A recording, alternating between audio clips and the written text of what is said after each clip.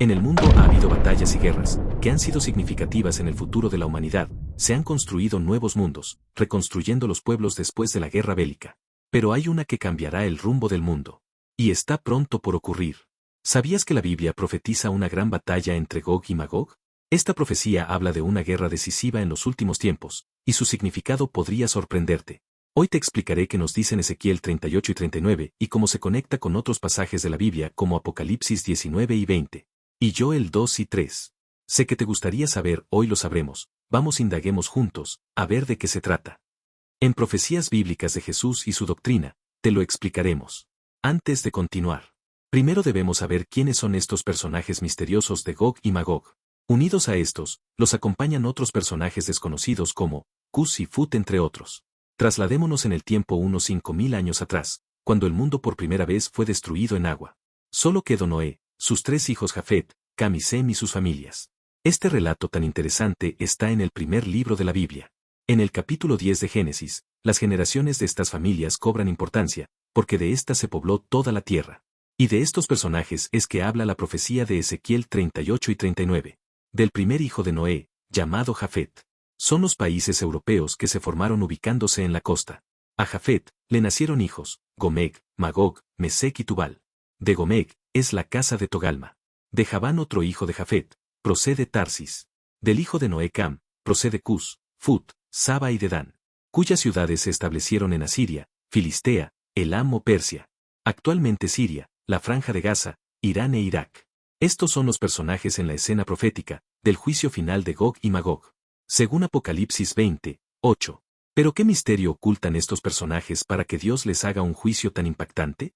Si observamos, en la Biblia se nombra a Gog como descendiente de Rubén, el primer hijo de la tribu de Jacob o Israel, que perdió su primogenitura por violar al estrado de su padre con una de sus 4 mujeres, madre de sus hijos. Narra la Biblia que los descendientes de Rubén persistieron en alejarse de Dios y de su pacto. Por eso Dios los envió a tierras lejanas del norte durante mucho tiempo. En los últimos tiempos, Gog gobernará en la tierra de Magog. A ciudades europeas Magog descendiente de Jafet, el padre de las naciones europeas. Gog será príncipe soberano de naciones europeas, antiguamente llamada Mesec y Tubal, territorios que hoy corresponden a Grecia, Kazajistán, Ucrania y posiblemente Rusia. Magog representará una alianza de naciones que se unirán para atacar a Israel, junto a Irán, Irak, Libia, la Franja de Gaza, Egipto y Siria, entre otros. Ezequiel 38 predice una gran batalla bélica, en la culminación del tiempo. La profecía dice que Gog tendrá un pensamiento malvado, verá a Israel en paz y prosperidad, mientras el país a quien él preside, está pasando por crisis económica, y Gog decidirá reunir un gran ejército de Europa y Asia para apoderarse de sus bienes y riquezas. Por su parte Israel gozará de tranquilidad, poblada por emigrantes, de todas partes del mundo, estarán próspero y estable económicamente. Sin embargo, Europa y los países que apoyarán a Gog, estarán pasando por una crisis, generalizada, con problemas económicos, financieros y sanitarios.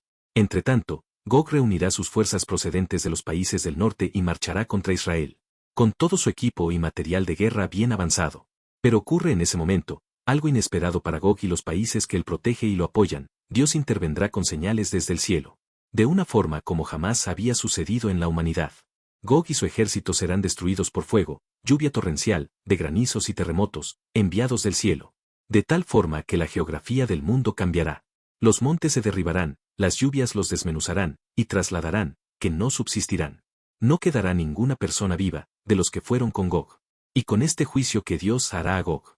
También Dios hará justicia y juicio a las naciones, que no santificaron ni adoraron su nombre, sino que se mantuvieron, alejados de Dios, haciendo maldad e idolatrando a sus ídolos. Las naciones alabarán a Dios al ver su juicio ejecutado.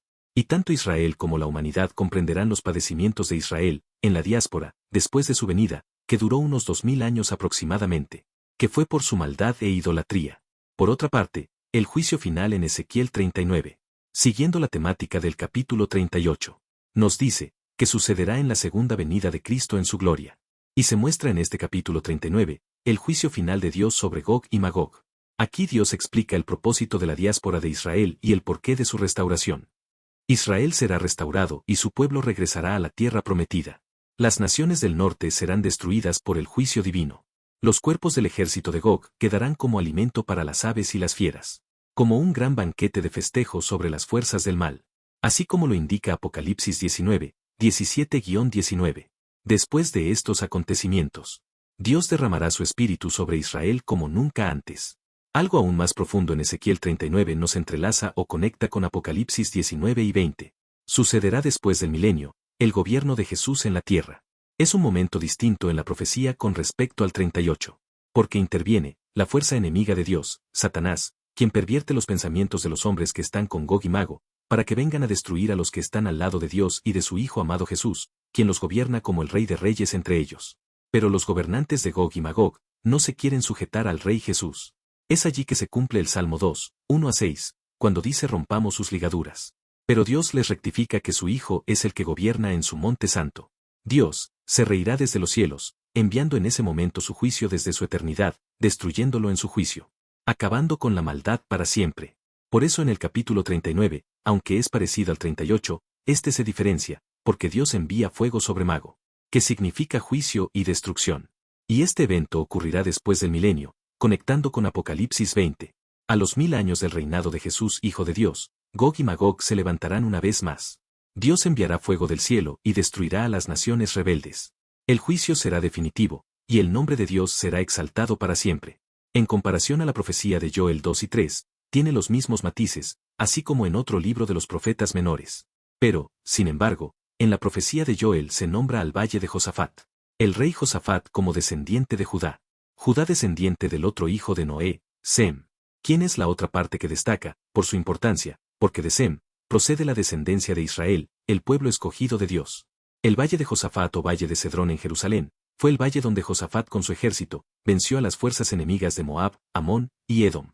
Dios le refiere a Joel, que en ese mismo valle él hará juicio a las naciones, por haber hecho que se esparciera entre muchas naciones, y por haberlos tratado con maldad.